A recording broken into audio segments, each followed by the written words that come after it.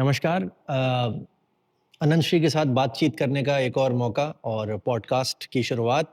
लेकिन last time जहाँ हमने छोड़ा था अनंत श्री, आपको प्रणाम करते हुए मैं धन्यवाद देता हूँ कि जिस तरीके से आप लोगों को बता रहे हैं और सच्चाई के बारे में जो अवगत करा रहे हैं, वो अपने आप में बहुत विचित्र है, बहुत नया है।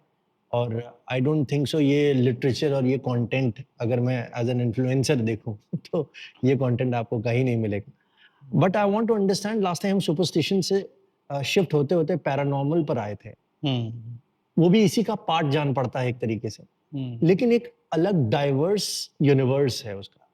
हुँ। First of all, what is paranormal?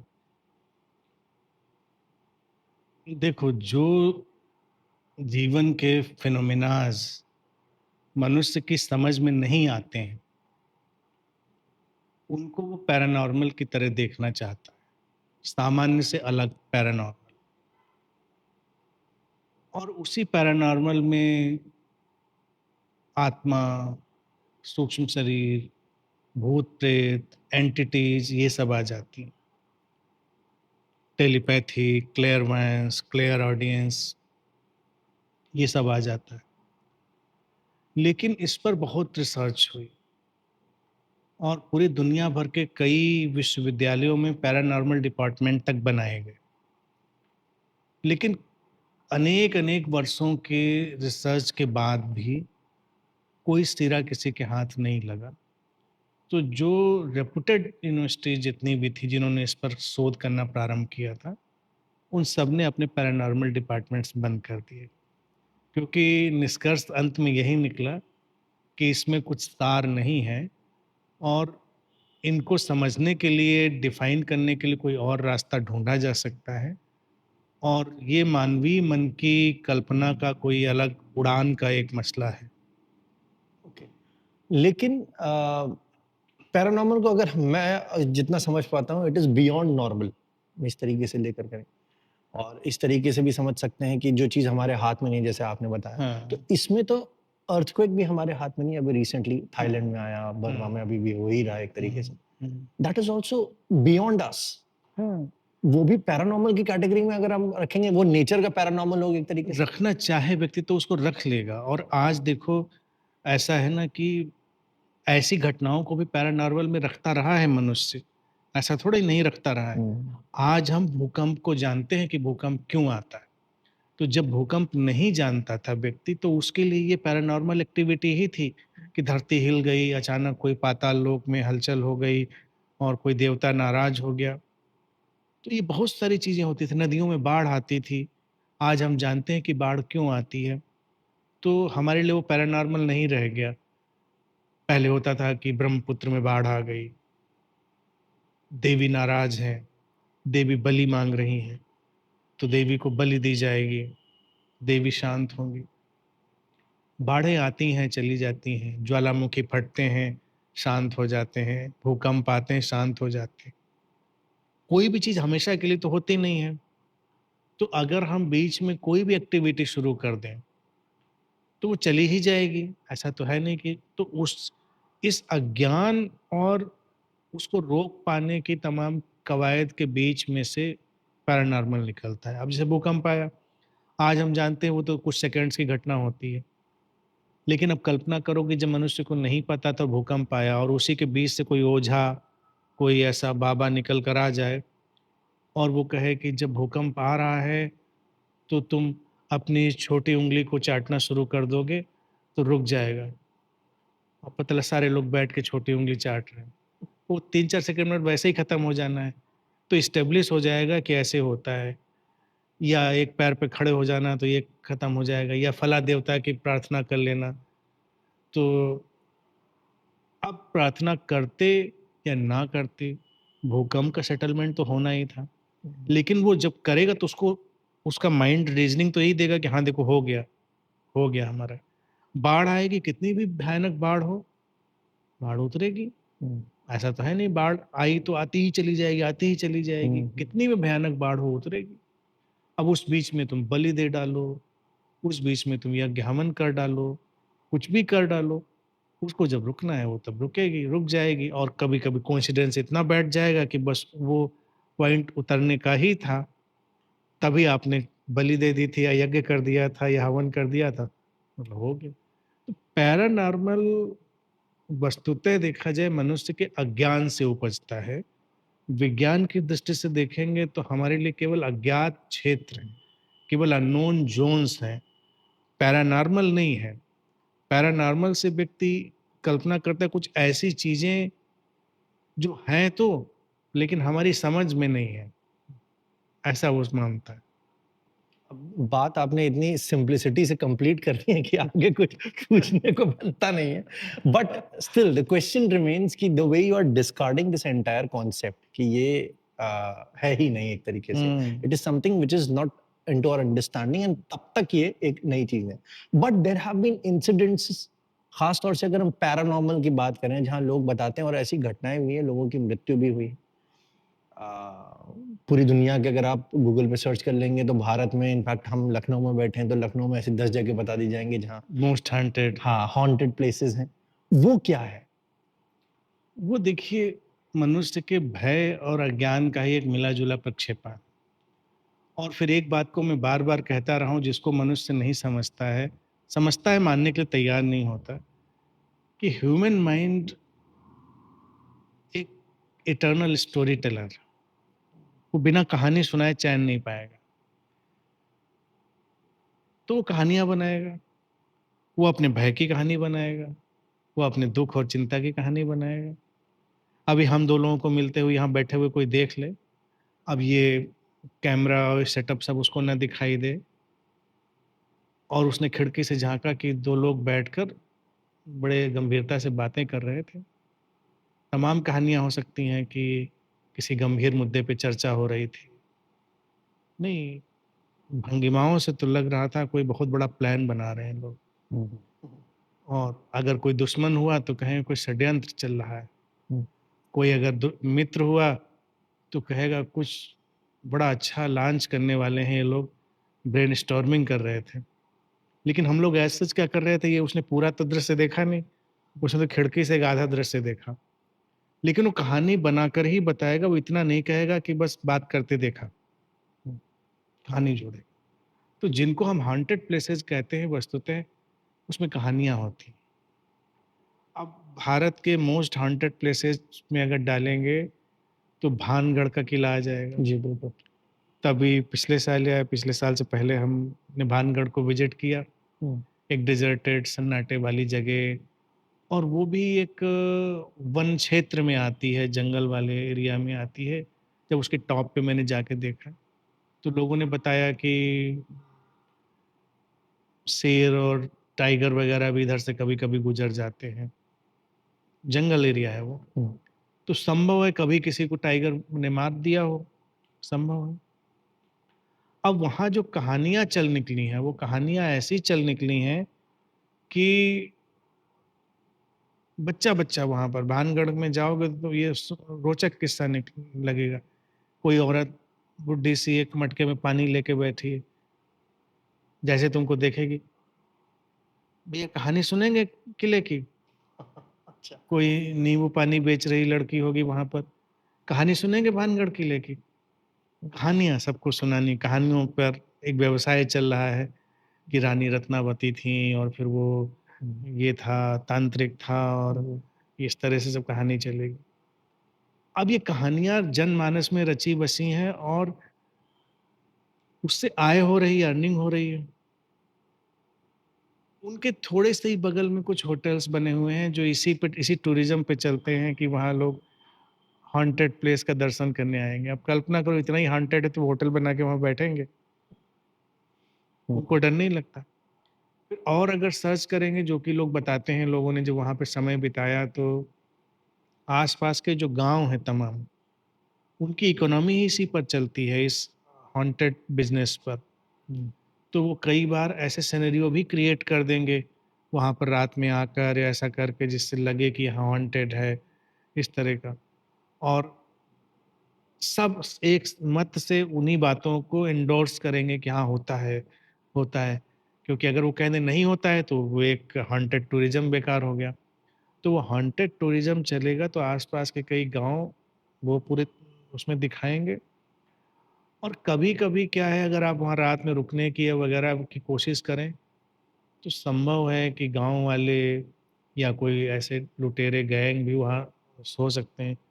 वही आपको नुकसान पहुँचा दें, केवल अपनी बात को प्रूफ करने के लिए कि इस किले में जो रात में रुका वो ज़िंदा वापस नहीं लौटा। हुँ, लेकिन भूत-प्रेत जैसी घटनाएँ अगर होती, तो कल्पना करो वहाँ छोटे-छोटे बच्चे किले में घूम रहे थे, छोटे-छोटे। हुँ, तो बच्चे तो बड़े रिसेप्टिव होते हैं, बच्चे तो डर जाने चाहिए। और आप किस्सा पढ़ें मोस्ट हॉन्टेड प्लेस। तो ये केवल कहानियों पे भय लगा, डेज़र्टेड प्लेस है, सन्नाटा है, खंडहर हैं, अजीबो-गरीब स्थिति है, तो आप जाएँगे तो आपका मन थोड़ा अजीब-सा तो फ़ील करेगा ही। हुँ, और अगर अकेले हुए, एकाकी हुए तो आपको और अजीब फ़ील होगा। फिर ऊपर से अगर आपने कहानियाँ सुन रखी हैं तो आपको हैलुसिनेशंस होने लगेंगे हुँ, उन चीज़ों की। तो ये बहुत सारा पूरे all over the world haunted tourism चलता है बेसिकली, जिस पर सबकी अपनी एक मिलीभगत होती है।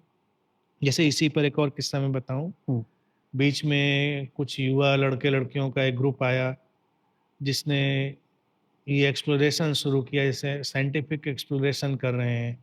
वो कीटोमीटर ले जाकर और जी, कुछ जी। रिकॉर्डर ले जाकर सब लगाकर कि देखो बत्ती जली, वो ये वाली लाइट जली और ये वहाँ से वो हमने कीटोमी जो सेंसिटिव रिकॉर्डर उनमें आवाज़ सुनी। अब क्या है ना कि वो सब चीज़ें डिस्कार्ड हो चुकी हैं। जब लोगों को जानकारी नहीं थी तो उनको लग रहा था तो बड़ा जादू हो गया, कीटोमीटर की लाइट जल गई। वो आस-पास का जो भी इलेक्ट्रिकल इम्पल्स और वो सब होती हैं, उससे वो लाइटें जलती बुझती रहती बट हैं। Then they are still trying to prove it scientifically कि ये होता है। वो कोशिश कर रहे थे, वो भी उसी गैप का यूज़ कर रहे थे कि लोग बिलीव कर रहे हैं और उस बिलीव को हम एक साइंटिफिक जामा पहना दें, ओके। जस्ट। हो सकता है उसमें कुछ लोग बड़े रैशनल भी हों जो जानते हों कुछ नहीं है। 2 लोग होंगे वो 2 कैटेगरी के, एक जो केवल उस सेंटिमेंट का यूज़ कर रहे होंगे, केवल अपना एक अलग बिज़नेस लॉन्च करने के लिए, और कोई बिलीवर भी हो सकता है जो उस उन गैजेट्स में यकीन कर रहा है। जितनी भी आवाज़ें हैं, सारे वीडियोज़ एक्सप्लोर कर लो। एक बार मैंने भी बहुत रिसर्च करके सब मटेरियल को देखा था। रिकॉर्डर में अजीब-सी आवाज़ें होंगी, वो गूं, हुँ, कहीं भी सन्नाटे वाली जगह पे जाओ ऐसी 50 आवाज़ें रिकॉर्ड हो जाएँगी। अब तो इनको इंटरप्रेट करना है, आप सोचो कि इसने बोला है कुछ, हुँ, कुछ आवाज़ आ गई, कुछ हवा का मैं यहाँ हूँ, हुँ, बोल रहा है, वो कहेगा नहीं-नहीं वो बुला रहा है कि यहाँ आओ। बहुत इंटरप्रिटेशन हो सकते हैं। फिर उसी में एक युवा लड़का था, तुम्हें भी पता होगा उसने सुसाइड कर लिया, जी, जी। तो यही सब करता था। तो क्वेश्चन ये उठता है कि जो ये दुनिया, मौत, आत्मा और सब इसको जानने वाला है, उसको इतनी भी अक्ल नहीं आ पाई कि जीवन को शांति से जिया जा सकता है, हुँ, सुसाइड कर लेता है। हो सकता है वो करते-करते बहुत फ्रस्ट्रेशन और मानसिक दबाव में चला गया हो, क्योंकि वो तो कोई मौका मिला नहीं। अगर हुँ, ज़िंदा बचा होता तो ये सब बातें स्टडी करी जा सकती थी। कई बार एक फेक नैरेटिव को ही कैरी करते-करते, और कोई सेंसिटिव इंसान है, बहुत बोझिल हो सकता है। हुँ। उस लड़के ने तो मैंने सुना था कई हज़ारों प्लेसेस को प्लेसेस को एक्सप्लोर विज़िट किया करा था। था। जी। तो हो सकता है वो समझने भी लगा हो कि ये सब चीज़ें बेकार हैं, और वो उस नैरेटिव से बाहर भी ना निकल पा रहा हो, और उसका दबाव उसको ले बीता हो। बट देन इसको अगर हम दूसरे नज़रिए से देखें तो ये भी तो हो सकता है कि एक पॉइंट के बाद उसके पास कोई जवाब ना हो। एक पॉइंट के बाद वो इतना ज़्यादा प्रेशराइज़ फ़ील कर चुका हो कि उसको समझ ना आ रहा हो, वो एक दूसरी दुनिया में पहुँच चुका हो, जैसा कि लोग समझते हैं। आम जनता इसको इसी तरीके से लेगी। आम जनता यही देखती है, आम जनता ने तो उसमें सुसाइड को भी मिस्टिफ़ाई करने की ही कोशिश एब्सोल्युटली, की, एब्सोल्युटली। कि कोई काली ताकत पीछे पड़ी जी, थी जी, जी, उसके, जी। मैं जिसने उसी उसको। पर बात करना हाँ, चाह रहा था। वो होता है। काली ताकतें कहाँ पीछे पड़ती हैं, वो इंसान के अपने डायलेमाज़ और अपने हैलुसिनेशंस होते हैं जो उसको आत्मघात की तरफ प्रेरित कर देते हैं। अब जैसे अभी बुराड़ी का कांड हुआ था, जहाँ 11 लोगों ने एक ही परिवार के जी, जी, जी। अपने को मार लिया लटक के। तो वो तो उसपे पूरी एक वेब सीरीज़ भी बन चुकी है, जी, और डॉक्यूमेंट्री भी बनी थी उस पर बिल्कुल, बड़ी बिल्कुल। अच्छी-सी। तो अब वो एक लड़का जो हैलुसिनेशन का शिकार हो जाता है कि उसके मृत पिताजी आकर उसको सब गाइड करते हैं। तो ये संभव है किसी को इतना हैलुसिनेशन हो सकता है, और अगर बिलीवर लोग हैं तो उनको वो प्रभावित भी कर लेगा कि देखो आ रहा है मुझको, ऐसा हो रहा है। हुँ। But uh you mean to say कि लाइफ एक्चुअली या ह्यूमन माइंड फ्रेजाइल है और वो स्टोरी टेलिंग कर रहा है, हुँ। लेकिन actually things are as simple as seen. लेकिन there is something which is beyond seen, जैसे आपने शुरुआत में बोला था कि आत्मा है, शरीर से क्या निकल रहा है, अगर हम उस प्रश्न पर आए, इस पे आपका क्या कहना है? इस पर भी देखिए बहुत शोध हुए और बहुत चीज़ें हुई। धीरे-धीरे करके यहाँ पर जो भगवान बुद्ध कहते थे वही बात आकर वैज्ञानिक रूप से भी एस्टेब्लिश हुई कि शरीर बस तमाम तत्वों का एक संयोग है। जीवन उस संयोग से बनता है और बिखर जाता है। बौद्ध दर्शन को ही आगे बढ़ाने वाले बहुत बड़े गुरु थे, दार्शनिक थे, नागार्जुन। तो नागार्जुन का एक प्रसिद्ध घटनाक्रम है जब वो कहते हैं कि शरीर क्या है? उस पे कहानी है पूरी। तो वो कहते हैं कि राजा एक कोई था, वो नागार्जुन को बुलाना चाह रहा था। नागार्जुन आना नहीं चाह रहे थे, तो उसने ज़बरदस्ती बुलवा लिया उनको। तो नागार्जुन आ गए। तो नागार्जुन उस राजा के सामने खड़े होकर कह रहे हैं कि नागार्जुन नहीं आया है। राजा ने कहा, तुम सामने खड़े हो, आए क्यों नहीं? तो उसने कहा, नागार्जुन तो तमाम चीज़ों का जोड़ है। कुछ चीज़ें उसने नहीं जोड़ी तो नागार्जुन थोड़े ही रहा।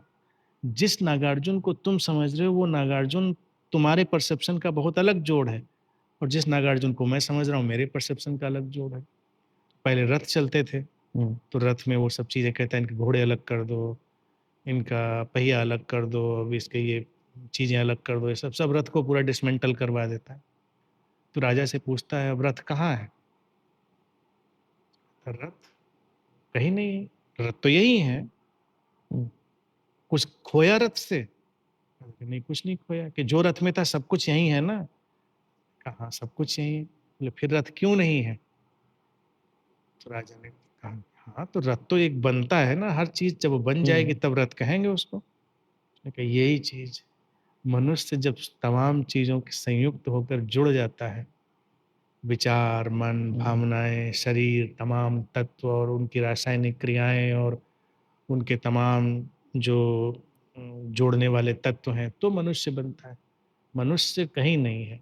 और जब मृत्यु होती है तो सब जोड़ टूट कर बिखर जाते हैं, कुछ कहीं जाता नहीं।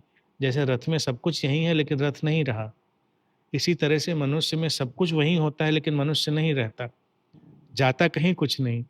तो अब ऐसा तो नहीं हुआ कि रथ से कोई आत्मा निकल कर चली गई। तो ये चीज़ बुद्ध के दर्शन से निकली थी, नागार्जुन उसको बड़े अच्छे एग्ज़ाम्पल से रखा, और बुद्ध यही कहते थे, यही सच्चाई है। हम हम्म, लोग जोड़ हैं और वो जोड़ धीरे-धीरे डिसइंटीग्रेट हो जाता है। सब यहीं का यहीं रहता है लेकिन वो यूनिफ़िकेशन नहीं रहता। अब जो लोग कहते हैं निकलता है, तो इस पर कई लोग क्लेम करते हैं कि एक प्रयोग हुआ काँच की पेटी वाला, कि व्यक्ति मरते हुए व्यक्ति को काँच की पेटी में रखा गया और वो आत्मा काँच तोड़कर निकल गई। जी, इस पर जब विद्वान लोगों ने शोध किया तो उन्होंने पाया कि ऐसा प्रयोग कहीं हुआ ही नहीं। अच्छा, काँच की पेटी का प्रयोग कहीं नहीं हुआ। तो अगर उस प्रयोग को आज हम मान भी लें, तो आज के आधुनिक समय के सारे आईसीयू काँच की पेटी ही हैं। हम्म, आईसीयू की काँच की खिड़कियाँ धड़ाधड़ टूट रही हों, जो वहाँ लोग मर रहे होते। कुछ नहीं टूट रहा। तो वो वाला कांसेप्ट गलत हुआ। फिर लोगों ने इस पर अलग-अलग थ्योरी चलती रहीं। फिर एक व्यक्ति था जिसने प्रयोग किया कि व्यक्ति मरता है तो इतने ग्राम, कुछ उसने सर्टेन ग्राम कहा था, कम हो जाता है शरीर। ओके, तो उसने कहा आत्मा का वज़न इतना होता है, वो ग्राम गूगल बता देगा, अभी मुझे याद नहीं आ रहा है कि कितने ग्राम की बात थी। अब ये भी बिल्कुल एविडेंस लेस प्रयोग था जिसका कोई एविडेंस नहीं है, और प्रयोग करने वाला व्यक्ति भी प्रॉपर वैज्ञानिक नहीं था, वो कुछ लेखक वगैरह था और उसने ऐसा प्रयोग किया। वैज्ञानिक प्रयोग में होता कहाँ किया, कब किया, कैसे किया, परिस्थितियाँ क्या थी, कंट्रोल क्या थे, और उस पर तय होगा तमाम चीज़ों में। तो इस तरह से लोगों ने तीर तुक्के लगाने की कोशिश तो बहुत करी, और उनको सफलता नहीं मिली। लेकिन मैं समझता हूँ कि इसीलिए बुद्ध को मैं अध्यात्म जगत का आइंस्टीन कहता हूँ हमेशा। उन्होंने जो उत्तर तब दिए थे वो इतने सटीक आज के विज्ञान में भी शामिल हो जाते हैं। हुँ, तो जब यही बात खारिज हो जाती है कि कुछ निकल के कहीं जाता नहीं, हुँ, तो आत्मा खारिज हो गई। जब आत्मा खारिज हो गई तो भूत-प्रेत खारिज हो गया। पिशाच, ब्रह्म राक्षस और राक्षसनियाँ सब खारिज हो, तो कहने के लिए, बात करने के लिए कुछ बचता नहीं। हम लोग हुँ, बात केवल बताने के लिए कह रहे हैं कि ये इस वितंडे में लोग फँसे क्यों हैं? इससे बाहर निकलें। ना कि ये सोचे कि होता है तो कहाँ से होता है और कैसे होता है? नहीं, जब हम कुछ गया ही नहीं, तो ना कोई लोक रहा, ना हुँ, कोई परलोक रहा जहाँ आत्मा जाती है या नहीं जाती है, और फिर तो सारी दुनिया ही खत्म हो गई ना। जी, सूक्ष्म शरीर, एस्ट्रल ट्रैवल सब खत्म हो गया, कुछ बचा ही नहीं। अब क्वेश्चन यहाँ पर एक और आएगा जो एक्सप्लोर कर सकते हो। हुँ, फिर भी ह्यूमन माइंड कभी-कभी कुछ ऐसी चीज़ें परसीव करता है और देखता है, समझता है जो उसकी समझ से परे होती हैं। हुँ, तो वहाँ पर उत्तर मेरा बड़ा स्पष्ट है कि ह्यूमन माइंड को अंडर एस्टिमेट करके देखा गया है।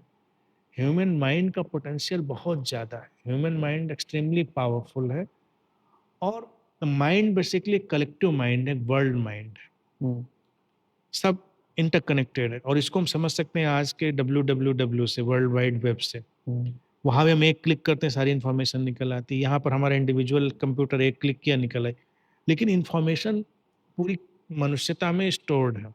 हुँ, इसीलिए किसी दूसरी जगह के मनुष्य के अनुभव और उसके ज्ञान को भी हम आज जानते हैं, हुँ, क्योंकि हम इंटरकनेक्टेड हैं। हुँ, हमने थोड़ी कोशिश की, जान ली, और हर जनरेशन पहले वाली जनरेशन से ज़्यादा एडवांस और इंटेलिजेंट होती चली जाती है, हुँ, क्योंकि उस कलेक्टिव माइंड से उसका जो इंटरेक्शन है वो बढ़ता चला जाता है। हुँ, तो इसी कलेक्टिव माइंड में कभी-कभी इंट्यूशन हो सकते हैं, इसी कलेक्टिव माइंड के थ्रू कभी-कभी फ्यूचर विजन्स हो सकते हैं, हुँ। परसेप्शन हो सकते हैं, ऐसे बहुत सारे जो उम, ज़ाहिर तौर से हम नहीं जानते।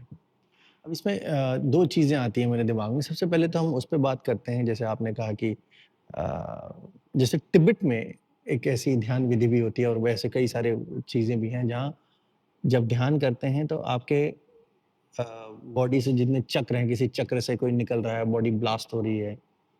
ऐसा कई जगह मम्मीज़ ऐसा भी बनी वर्णन हैं। है हाँ, केवल, वर्णन है और ऐसा वर्णन है, इनका कोई प्रूफ नहीं मिला आज तक। ओके। और दूसरी चीज़ coming to you, you have been in this entire atmosphere. आप जहाँ पे भी जाएँगे, वहाँ एनर्जी लेवल चेंज होता है, वहाँ चीज़ें बहुत डिफरेंट होती हैं।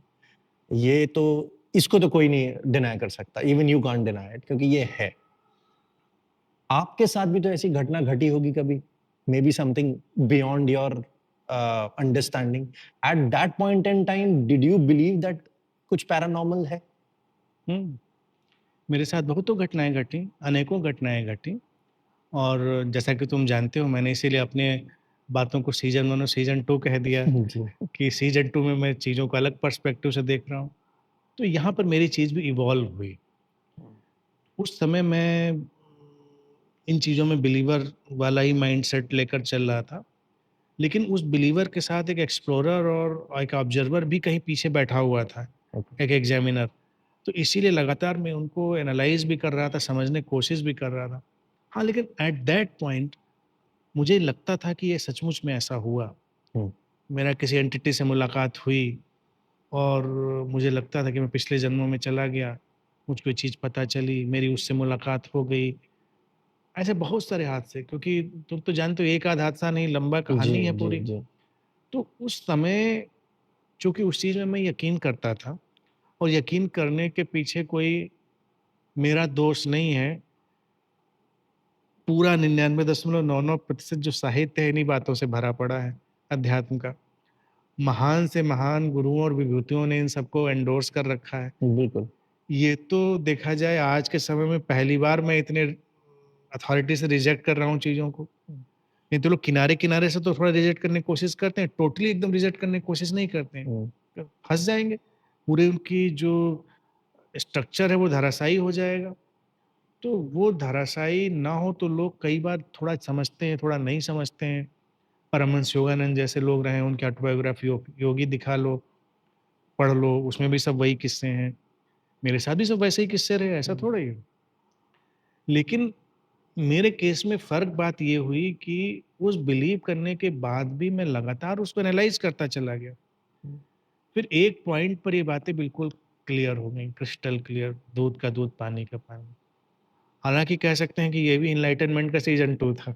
हुँ, तो मेरे पास 2 विकल्प थे, या मैं जान लूँ और चुप रहूँ और चीज़ों को चलने दूँ, या मैंने जान लिया है तो चीज़ों को सामने रखूँ और थोड़ा तोड़-फोड़ बर्दाश्त करूँ। और ये बातें इतनी देखो सीधी सरल भी नहीं है। लोगों को धक्का पहुँचाने वाली भी हैं और बहुत विरोध पैदा करने वाले भी हैं। कि पूरी-पूरी इमारतें पूरे नीचे इमारती गिराएँ अब ये गिराती तो हैं। देखिए अपना ये सौभाग्य है कि उस तरह से लोग आक्रोशित नहीं होते, उस तरह से विरोध नहीं करते। नहीं तो फिर यही हो जाएगा, ये पॉडकास्ट बैन करो, इसको जलाओ और पत्थर हुँ, फेंको, ये सब करो। क्योंकि तमाम संगठनों, धर्मों और तमाम जगहों की इसी पे खड़ी हैं हुँ, चीज़ें, इमारतें। लेकिन वहाँ पर वो उन्हीं चीज़ों के साथ प्ले कर रहे हैं। बुद्धा के केस में मैं कहूँगा वो जान तो रहे थे, लेकिन शायद उतनी क्लैरिटी नहीं रही होगी, इसलिए वो खामोश भी रह गए। बहुत सारे विषयों को उन्होंने नहीं बोला। मेरे साथ ये चीज़ फ़र्क है कि मुझे बोलना भी है, क्योंकि अब क्लैरिटी उस लेवल पर है कि हम बात को समझा सकते हैं, बता सकते हैं, इसलिए बोलना है। और इसीलिए मेरे बोलने में अथॉरिटी का बहुत बड़ा वेटेज मैं जानता हूँ ये, क्योंकि जितना भी कोई किस्सा कहीं कोट करेगा, वो हर किस्सा मैंने खुद फ़ील किया है, खुद जिया है उसको। अगर कोई ऑटोबायोग्राफ़ी आप योगी लेकर आ जाए, देखो उसमें ऐसा किस्सा है, मतलब किस्सा मेरे साथ भी हो गया। वहाँ तो अभी से उनकी बात हुई, हाँ, मेरी भी बात हुई। तो उनको उस संत ने ज्ञान दे दिया, मुझको भी दे दिया। आप वहाँ चले गए सूक्ष्म शरीर से, मैं भी चला गया। कोई ऐसा किस्सा नहीं अध्यात्म जगत में मैंने पढ़ने को पाया, जो मेरे जीवन में नहीं घटा। और लेकिन फिर जब मैंने उसको डिकोड कर लिया, उसको क्लियर कर लिया, तो मुझे लगा ओह! ये ह्यूमन माइंड का पोटेंशियल है। ये ह्यूमन माइंड ही इतना पावरफुल है, वो जनरेट करता है। अब इसमें वो वाला, जैसे हर चीज़ को समझाने के लिए कुछ कांसेप्ट भी दिया जाता है ना, एक एक हुँ, रियलिटी और एक कांसेप्ट, जी, कांसेप्ट से समझेंगे। तो जब तक इंसान ये नहीं मानेगा कि स्टोरी टेलिंग बहुत इंट्रिंसिक पार्ट है इसमें, और तुरंत हमारा मन स्टोरी बनाने लगेगा अपने-अपने ढंग से, हुँ, हुँ, तो उसमें उसको उत्तर मिल जाएगा। अब जैसे 1986 की घटना, मैं उसको बहुत दिन तक यकीन करता रहा कि ये घटना सच्ची होगी। क्या थी वो 1986 की घटना? कि वो घटना यही हुई, मैं अपने घर में था, एकांत में बैठा हुआ हूँ और पढ़ता बहुत था। ये तो सब सब लोग जानते हो, बहुत पढ़ता था, सब किताबें इधर-उधर की। अचानक मैंने देखा कि जैसे एक सुनहली रोशनी का समंदर सा लहराने लगा चारों तरफ, और उसमें से कोई फिगर निकला, और वो आता है मेरे पास और कहता है कि हाउ आर यू? मैंने कहा फाइन। बात चली गई और धीरे-धीरे से चीज़ें खत्म हो गई। मुझे बड़ा अच्छा लगा, बड़ा एक्सटेटिक लगा। अब वो चेहरा मुझे कोई जाना-पहचाना नहीं था। फिर संयोग से मेरे पास कुछ किताबें आईं, कुछ ऐसी चीज़ें आईं, तो मैंने पहचाना कि अरे ये तो जी कृष्णमूर्ति का चेहरा था। हुँ, और वो चीज़ें फिर अब इसमें क्या है ना, देखिए, बिलीव कैसे करता है आदमी? स्टोरी और बिलीव। हुँ, और ये वही पॉइंट था जब मेरे साइक और मेरे माइंड और मेरे सोचने के सारे अनुभव करने के जो तल थे, उसमें बहुत ड्रास्टिक परिवर्तन आने लग गया। मैं उसमें हाई स्कूल में था, 14, 15, 16 साल का ऐसे रहा होऊँगा। और ये घटनाक्रम चलता रहा, चलता रहा, चलता रहा, और चूँकि वो परिवर्तन शुरू हो गया तमाम चीज़ों पर, तो मुझे लगा कि वो एक लैंडमार्क इवेंट रही होगी। बाद में जो श्री कृष्णमूर्ति के चित्रों से मैंने उसको आइडेंटिफ़ाई किया, तो उसको भी मैंने जब डिकोड किया, तो मुझे लगा कि ये थोड़ा माइंड का यहाँ पर भी प्ले होता है। एग्ज़ैक्टली था कि नहीं था, मिलता-जुलता था कि नहीं, लेकिन मेरे माइंड ने वो मानना चाहा, उसने यकीन करना चाहा तो उसने यकीन कर लिया। अब ये सब हुआ क्या? गोल्डन लाइट, समंदर, किसी का इमर्ज होना, क्योंकि बचपन से मैं पोएटिक एटमॉस्फेयर वाला पर्सन हूँ। मैं चीज़ों को पोएट्री की तरह से परसीव करता हूँ, और ऑब्वियसली मैंने तमाम किस्से पढ़ भी रखे होंगे, जब इतना हुँ, मैं पढ़ता था। तो मेरे डेटाबेस ने और मेरी इमेजिनेशन ने कोई उड़ान भरकर ऐसा दृश्य बनाया, और बनाया उस पॉइंट पर जब शायद मेरा माइंड कुछ चेंज फ़ील कर रहा होगा। तो उस चेंज से उसने कोरिलेट कर दिया, हुँ, उसने उस चेंज से कोरिलेट कर दिया। तो वो कहानी बन गई, मैं यकीन करता रहा। तो काफ़ी बाद में जाकर जब मैंने सब चीज़ों को जब क्लियर किया तो मुझे लगा कि वो भी एक कहानी थी। लेकिन कहानी आई इसलिए क्योंकि चेंज था उस हुँ, समय, चेंज आया। अब जैसे कभी देखो, गर्मी हो, तुम सो रहे हो और अचानक लाइट चली जाए, एसी बंद हो गए हैं और हम पसीना-पसीना हो रहे हैं। तो अचानक हमारा जो अंतर्मन है सपना दिखाने लगेगा कि रेगिस्तान में घूम रहे हैं, हुँ, या चारों तरफ आग लगी हुई है, बड़ा गहमा-गहमी का वातावरण है, बड़ी परेशानी ऐसी चल रही विकट। क्योंकि अभी नींद टूटनी नहीं है, हुँ। और हमारे मन ने एक सपना क्रिएट कर दिया, जो गर्मी से कोरिलेट करके एक तस्वीर को पेश कर रहा है। तो यही चीज़ जागते हुए भी हो सकती है कि जागते हुए भी तमाम चीज़ें कोरिलेट हो जाएँगी। इस तरह से ही तमाम किस्से कहानियाँ मैंने अनुभव किए, जो पूरे ऑकल्ट के लगेंगे, जो पूरे पैरानॉर्मल के लगेंगे। और बस यही है कि ह्यूमन माइंड को अंडर एस्टिमेट करके नहीं देखना है लोगों को। ह्यूमन माइंड का पोटेंशियल बहुत है। वो बहुत ज़्यादा एनालाइज़ करके चीज़ों को देख और समझ सकता है, जो हमको चौंका सकता है। ये है। बट देन इसमें एक दूसरा एंगल भी है देखने का कि कहीं न कहीं उस विज़न ने ऐसे कई विज़न्स को का आपने महसूस किया होगा, बताया भी है। वो आपको कहीं न कहीं फ्यूचर के लिए पुश कर रहा है, फ्यूचर के लिए आगे दिखा रहा है।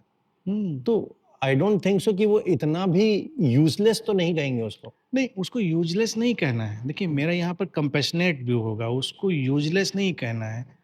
अब हमको अगर उस जनरेशन को बताना है जो आगे इस पथ पर चल रही हो, तो उसको हम ऐसे बताएँगे कि ये हमारे माइंड की पॉसिबिलिटी है with the feature of story telling.